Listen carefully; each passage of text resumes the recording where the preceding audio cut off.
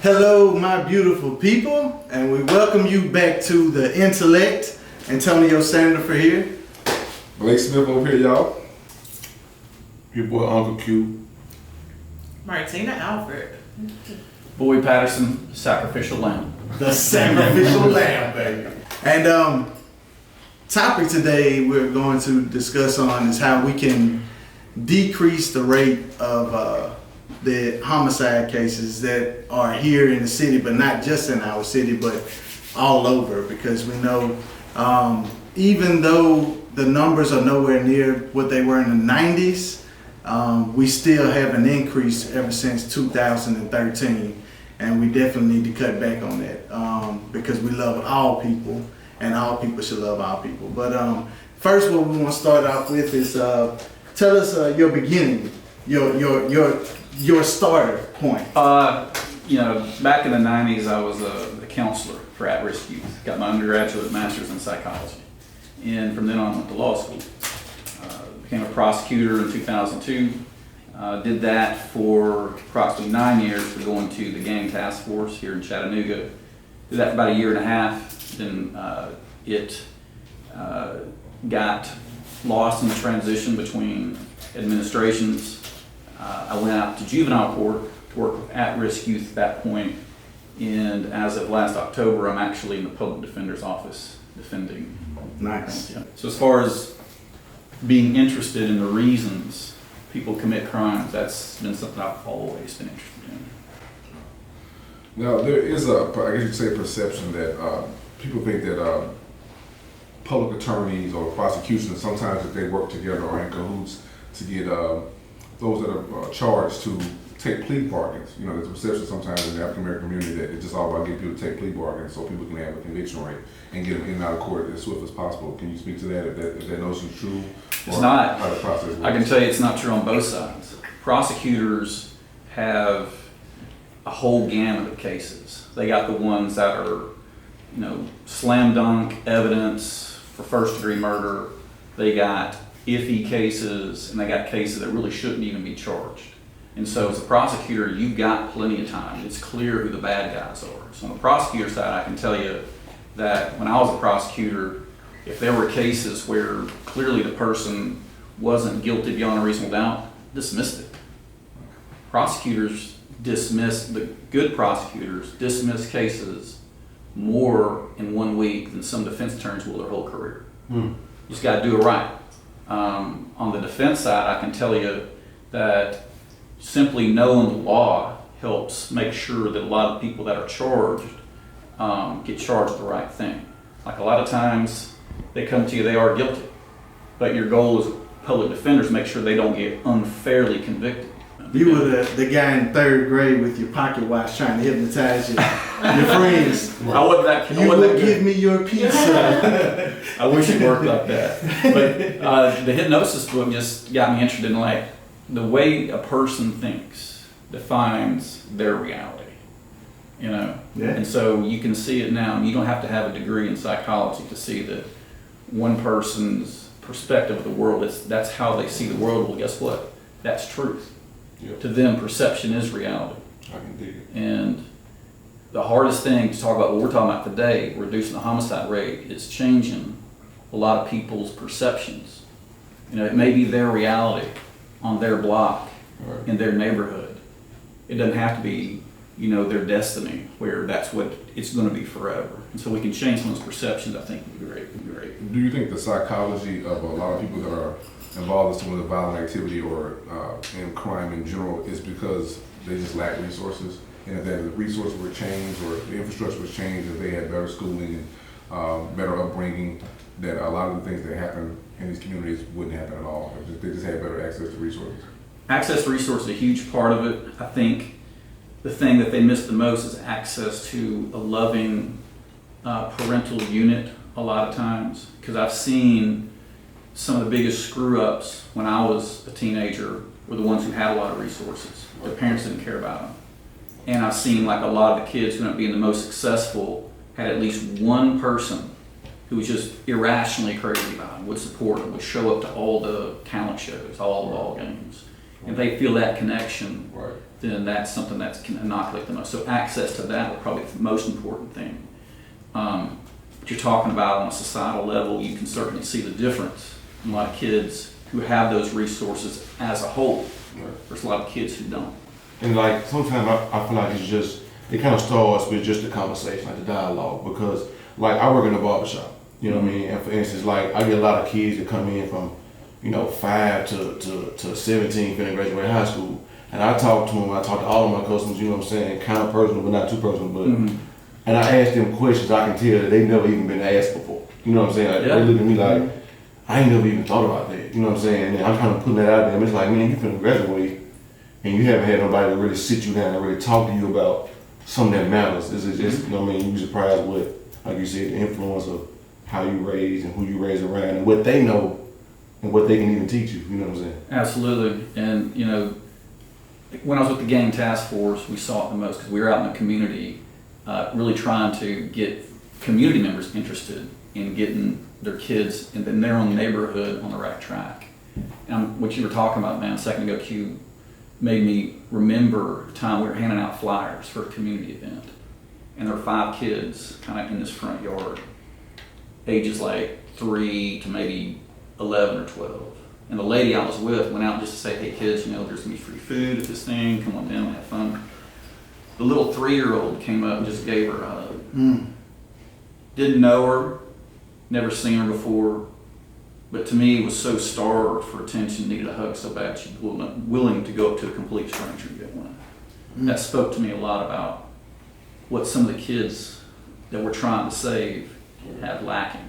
And I want to say something else too. I know we want to, it's always one side where it's like, okay, you want to help save the kids that are lost, but I feel like we have a duty to also save the kids who aren't lost. You know what I mean? Because a lot of kids, like, I got a lot of friends that's on the straight and narrow, they good, their parents taught them a lot of things, but their parent might not have taught them how to interact or with somebody who hasn't. You know what I'm saying? So I feel like it's teaching. Everybody has, room to learn, where it's like, we can't be like, well, these people need to be taught because we right. You know what I'm saying? But just because we got our head all right, sometimes we forget how to interact with somebody like that or how to reach out to somebody, the people that have the knowledge or the sense, and not just look at them like, you know what I'm saying? If you don't speak their language, Right. there's not going to be any connection whatsoever. No communication. You know what I'm When saying? you're talking about speaking to them and teaching, it always starts with listening first. You got to hear, where is the person coming from? What is their universe? What is going on inside them? How do they define the world? Do they trust me? Can they trust me? Have they been able to trust anybody? If you go into it knowing that they're going to have a different perspective like that, listening to what they're saying and how they're saying it, I think can go a long way in building that rapport that lets the barriers go down. Right. They trust you, you trust them, and hopefully you can help them.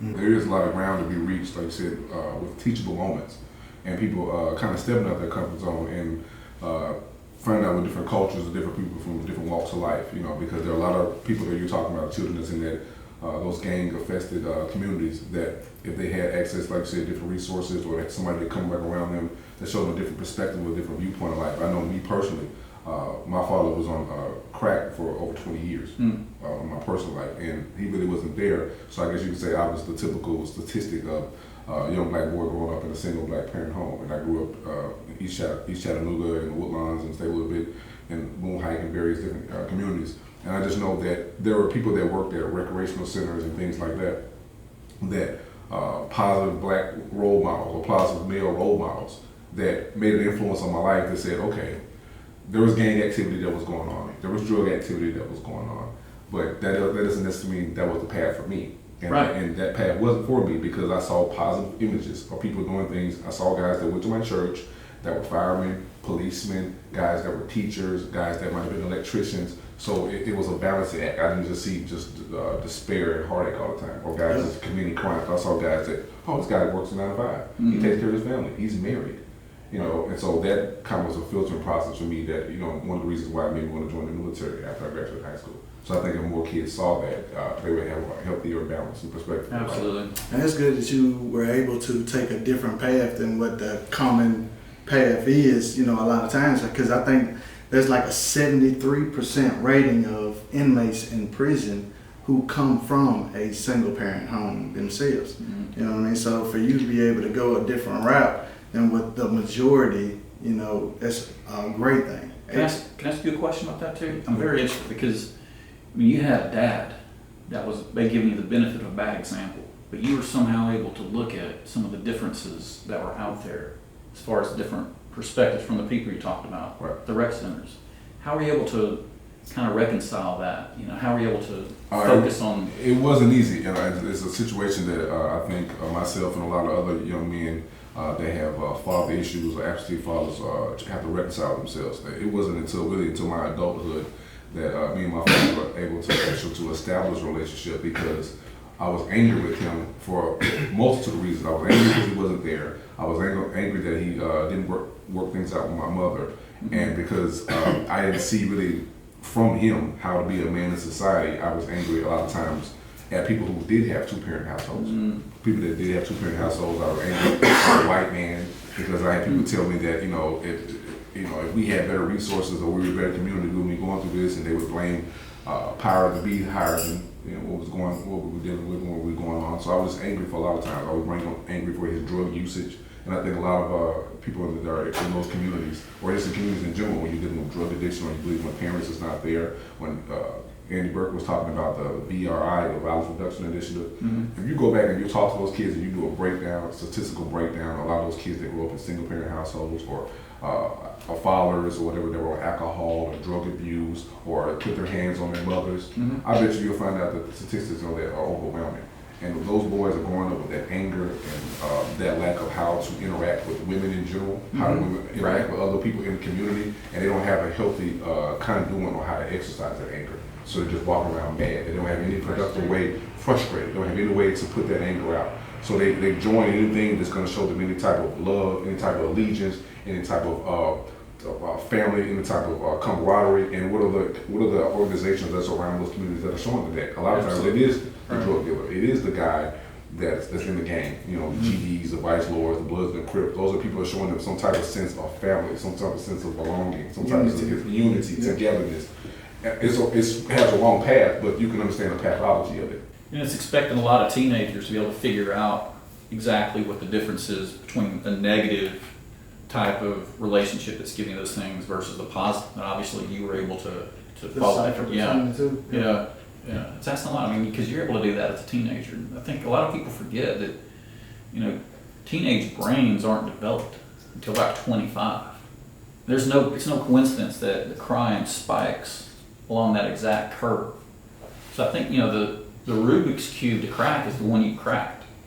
You were there. You saw it. You had every reason to take the wrong path, but you didn't. So how do we do that? How do we communicate to the viewers, that there is a way out and what that way is? It's something I've been trying to work on for a long time. Appreciate it. It's the situation with like Tonio, Hugh, and Martino, we talk about all the time. Where first it starts with a dialogue. It starts with a conversation. We have to talk. We have to have these conversations, even though they make people uncomfortable. It makes people open up their closet and their skeletons. I can tell you right now, when I was talking about my dad being on crack, it was I was about 30 years old before I was actually able to have a decent, reasonable conversation with him, because I was holding that against him, and that anger and that bitterness and that resentment will kill you, will poison you from the inside. I didn't want anything to do with him. One of the reasons why I joined the military is because the military represents stability, structure, order, all the things that were opposite from my childhood upbringing, which was chaos, misery, disarray, confusion, just lack of structure. So I said I was going to be the exact opposite of what my dad represented. Right. So I just went, a lot of times boys do that. If your father's a great man, you try to emulate him. If he's a bad man, you try to run away from his legacy. And that's why I feel like I want to just say something off of that. It's kind of like the saying, it takes a village to raise a child, right? And I always believed in that because like you said, I was the same thing as you. Same situation, a little bit different. I was adopted, so neither mother nor father, So, but it took a village, I was around a lot of people that cared, and I just feel like you said, like you asked him like what the answer could be, the solution. But it take a village, Like if you see a kid like beat, like that's your son, whether he white, black, you see a little kid, help him if you can, You see him lost, don't just turn the eye. Like I've seen so many times where people look at a kid and he may be rough, like on the exterior. He in the gang, he might have even did some gang activity that he probably didn't want to do. But we look at him like, man, I can't help him. They scared of him. I see a lot of older guys going to the barbershop. They like, man, I don't even mess with them young boys, man. You know what I'm saying? Them boys crazy. They shooting people. But if you don't ever lead them, then you're going to let the people we don't want to lead them. You know what I mean? That's going to get worse. Right. So by not doing something, you're actually doing something bad. Doing something worse. Yeah, By not doing that, talking to him. That only leaves the bad people to leave him. Because they going to leave him. Right. You know what I mean? Because they got their own agenda. Yeah. You know, so we got to be more aggressive. As positive people, we got to be more aggressive. You know what I'm saying? And I have a two-part question. The first part is how can we be proactive? So in both examples that was given, both when you've gotten in trouble as well as, that's been a huge concern of mine. What about the youth that don't get in trouble? I just need help. I just need transitional help. And like me growing up in an environment where there were 5 of us where both of our parents were married. All of the children were raised in the house, you know, so we had that family, but then a divorce came to play, and then the life transition for all of us occurred after that. And with our parents, we realized later they did the best that they knew how, but they, as parents, you don't always know how to teach your children from your perspective because we're all different and we all see things differently. So I had to learn a lot of things on my own, as well as my other siblings too. But and we all, you know, we made choices based off of where we knew we wanted to be. You know, this is my vision for my life, so I have to we did make some bad choices that we had to, you know, recover from, and then we made some good choices that got us where we were. And then we did have that community. We had other, you know, resources where we could, or other people that we could go to as a resource. And I know that you mentioned earlier about the you know, inviting the youth and them just having that loving environment from an early age. Since we as a community can't control people's homes. That's right. So if you're given whatever your home situation may be, what is it that we as a community, besides having, you know, oh, I pray for you, or, you know, I have a heart to be able to help you, you know, are there any type of resources available for people that may not necessarily be given that positive resources that can still steer them in the direction that they need to be? And then the other question is about the youth that really do get in trouble and they really committed a crime, or they, you know, did whatever and they're headed down that negative path. How do we, you know, stop them and steer them in the direction that they need to be? So you're dealing with two scenarios. You're preventing one from going down that path, and then you're also taking the one that has gone down that path to let them know you don't have to continue. What are the resources available, you know, for both scenarios? I think Hamilton County is fortunate in that it's a small enough jurisdiction to where 3 individuals, in my opinion, can make a huge difference. The city mayor, the school superintendent, and the juvenile court judge. If you think about it, the kids you're talking about, that you want to keep them from going off the highway, keep them on the straight and narrow. They're in the school from the time they wake up till about mid-afternoon. That's the school superintendent. You know, you make that a safe place. You make that a place where the kids are encouraged. They're encouraged to find something positive about themselves, some direction that resonates with them. As soon as they get out of school, most cities have rec centers. That's the city mayor. You know, so you make a safe corridor between the school and the rec centers, and you have these kids from the time they wake up, basically the time they go home. And then the juvenile court judge is the one that catches the kids who kind of go off a little bit, but need to be steered back. See, in Hamilton County, that's 3 individuals. You get those 3 people on the same wavelength, I think it'll address at least 75% of things we're talking about. Has there ever been a time in Hamilton County where they have all been on the same wavelength at the same time? Hard for me to say because I didn't always have a backdoor pass to those types of conversations. I did with the city mayor when I was with the gang task force. I feel I do now with the juvenile court judge because we're both, you know, in the legal field.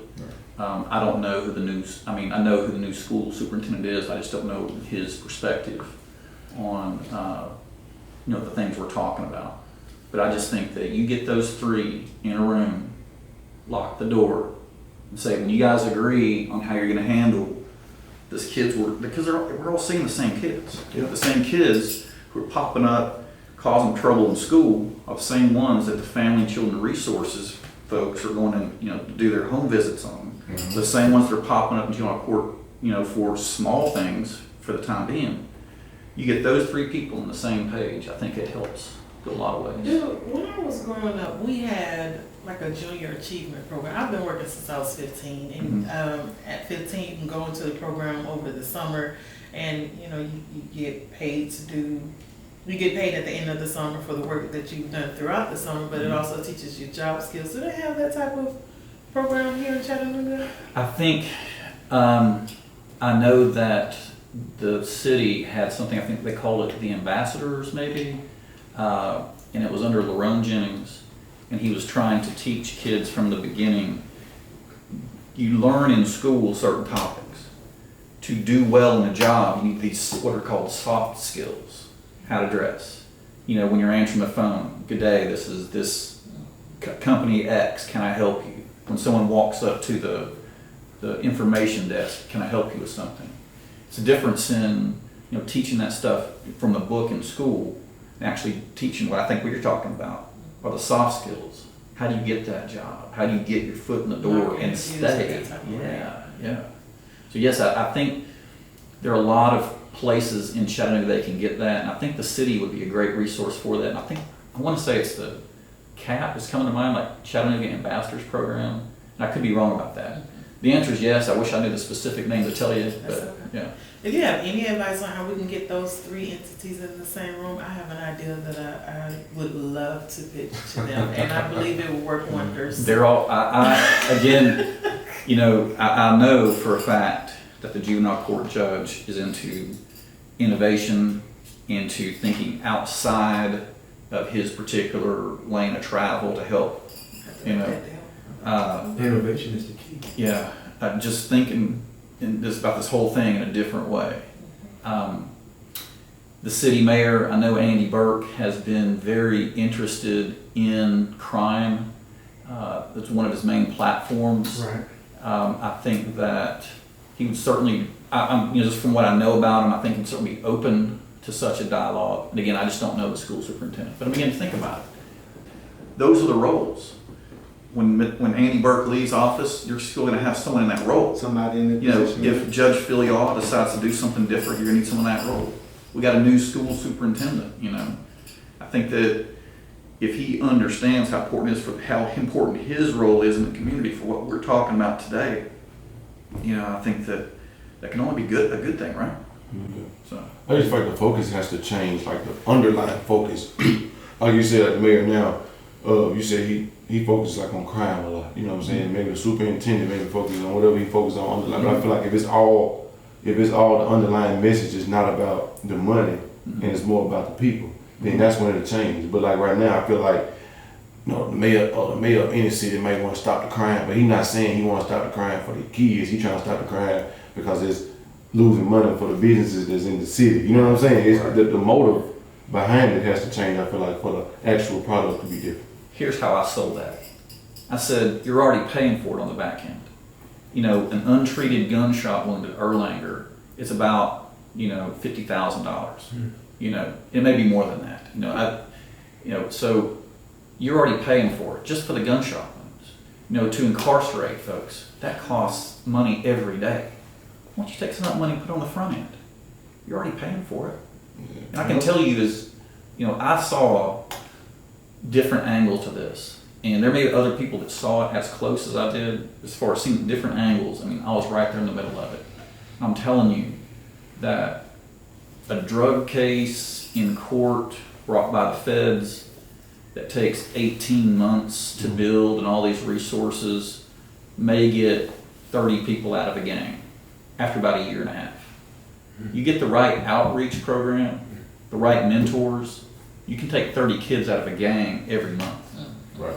On the front end. You can keep them from even going to the game. That's what I'm saying. That's what I'm saying. Yeah. So that's how you sell that, I think, is that you let them know you're already paying for it. You tell me about money. Yeah. How much money are you paying right now? Yeah. How much money could you stand to put in at the elementary school level? at the middle school level, that's really key. I think a lot of people don't understand that most kids make their decision to join a gang between the ages of 12 and 14. Well, before that, they're affiliated with gang members. It's called hanging, not banging. Right. They're running around with them, but they haven't made their decision yet. Well, if that's before 12 to 13, you're talking late elementary school. They're babies. Yeah. And before that, there's gang exposure. It goes gang exposure, gang affiliation, gang activity. Right. So you're talking about mid-elementary school. You start hitting those age groups through the school, that's when you start seeing major change. It goes back to, it's all about prevention to start with, because as Hugh was saying, I think a lot of times our community leaders and business leaders, and definitely our political leaders, they have a motive to stop these things, but it's because they want to get, attract businesses and tourism back to the city and stuff like that. But like he said, you're going to pay for it one way or another. Right. And for too long, Chattanooga and other cities and just the country in general thinks that lock them up is the only answer. Just lock them up, throw away the key. Well, that doesn't work. You know what I'm saying? The war on drugs has failed. And we need to take a different approach. We need to start treating these communities and this disease or this problem as a situation where we're trying to get people back rehabilitated back in society. Because if you give people opportunity, you give people knowledge, you give them the skills to equip themselves with to be gainfully employed citizens and be fathers and go back and reconcile with their children's mother and become husbands and wives and be involved in the church. Then you don't have to worry about these back ends. You know what I'm saying? When they're criminals and they're sticking you up at the ATM. If you do not address these issues, it will come back to You're going to pay for it. You're going to pay for it one way or another. How do you want to do it? If people do not have drugs, what do you expect these individuals doing in these communities to do? They're going, you know what I'm saying? They have a felony and they don't have resources in the plate, so they can get that felony expunged and somebody give them a chance and give them an opportunity. It's absolutely true. And it was the solution, the best solution I heard for that so far from someone. It came from a felon. Former gangster disciple, did 15 years for aggravated robbery, and so he had a hard time getting a job too. And he found that by talking to employers and letting them understand, look, I got a felon. I'm a felon. I've got a felony on my record. I've got a parole officer. If I don't show up for work, you can fire me, but that's not the worst thing that's going to happen to me. I'm going back. And be able to convince these employers that some of these guys with felonies, they will work twice as hard for the same amount because they just want that chance. That opportunity. And it's a win-win thing because the employers get someone who will work twice as hard as anyone else, just give them the chance. And then that person gets back on their feet and suddenly he doesn't have just a felony on his record. He may have a felony plus 2 years of glowing reports as a salesman or manager or an IT person. And that was the best way I've heard, is that you just have to educate the business community that you are overlooking the best sources of labor right now when you exclude someone because they're past. So let me ask you this. So you don't do personal law, you do just Criminal law. Criminal law, okay. And you do defense specifically, or Yes. is it with youth only, or is generally? Right now, it's with 18 and over. There is a juvenile court system, and that's for kids, less than 18. Okay. But we do have that in Hamilton County. So I know that as part of the defense, you also are there to make sure that they don't get unfair punishment. Yes. Is it always jail? Is it always, As far as I guess punishment, not, sometimes they get, probation, right? Is there ever any type of rehab in that probation? Like, are they ever connected with, maybe counseling for those that are determined that needs counseling, or any other type of programs that'll help rehabilitate them in the midst of probation or whatever the sentence is they get? those options are there. A lot of times it depends on the client's willingness to take them.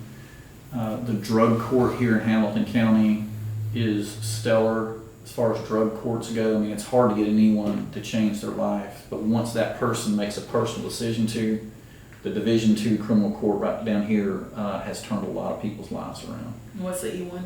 What's that? What's the E1? What's the E1? You said that it's hard to get an E1 to change their life? Anyone. Anyone. Anyone. Okay. Okay. I thought that was code Southern- language. Okay. Mentoring works. You just have to make sure that the mentor relationship lasts longer than 6 months. the evidence shows that any relationship for the mentoring that lasts less than 6 months is actually detrimental to the kid. Because once they've been failed so many times, you know, that once that trust breaks down, it's like, oh, it's one more person that's failed me, one person I don't have to trust. Studies show you last 6 months, that's when the barriers are starting, okay, I'm gonna give us a chance.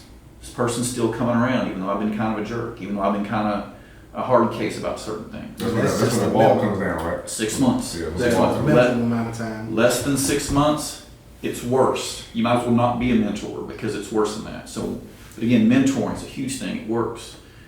Education, obviously. The social service I mentioned earlier, not just counseling, but things like getting them clean clothes. That's a big deal. Getting people food. The business community, like I said, has a huge role in this. If they want to change it, they can. And again, they're paying for it on the back end too. You know, they want tourists to want to come to Chattanooga. They want business to want to come to Chattanooga. You know, if they want to write the check to get some of these folks who need a second chance as, you know, helping them make copies at their office. You know, help them do something, get their foot in the door, let them prove to you that they have the skills and the desire to change their life around. So public defender, I'm guessing is funded through the state? State and the county. The state, so tax money, Yes, pretty much. that's right. Okay. And that's allowed for those that cannot afford an attorney themselves. Right. Is there a bonus that is provided to the defense attorney in case they do win their case that pretty much gives security, you know, to your person that's on trial, that you're actually willing to do your job and wanting to win? No that bonus. case? No? No bonus, but I tell you this, the money is so different between those of us doing the public service versus ones doing the private. You can rest assured that the ones of us doing it for the public reason, you know, we're not doing it for the money. We're doing it because we believe that, you know, it's going on. Gotcha. You know, ones who want to do it for the money are the ones who hang out the shingle, say, man, I'm the best thing since sliced bread. I can get, and you know, like that. So, Gotcha. and I'm kind of playing. I got a lot of friends who are private defense attorneys who feel the same way about the critical role the defense attorney has in justice. You know, but those of us doing it here, it ain't for the money. Gotcha. When you're at home, do you always win arguments with your wife? That's the only place I can was right here. That's why, this is Sunday, man. This is the only place I can come to. No. There's a book. You probably want to be careful answering that question. Well, I don't want to say anything about incriminating. Right. But, this is for those of you lawyers and non-lawyers out there who haven't learned this yet. There's a difference in being right and winning. You can be at home and you can have an argument or discussion with your wife or your kids, and you can use everything you've learned about arguing all day in court for weeks, months, years, whatever, to, you know, to show that you are right and they are wrong. But if the price for that is them feeling resentful, not wanting to open up to you, then you lost. Yeah. Boy, Patterson, we do appreciate you, sir. Thank you, man. Yes. Thanks. It's been wonderful. Thanks. Yeah. Thank you. Nice meeting you. You Tell too. Doug I said hi. All right, bro. Q. Nice meeting you, man. I don't know.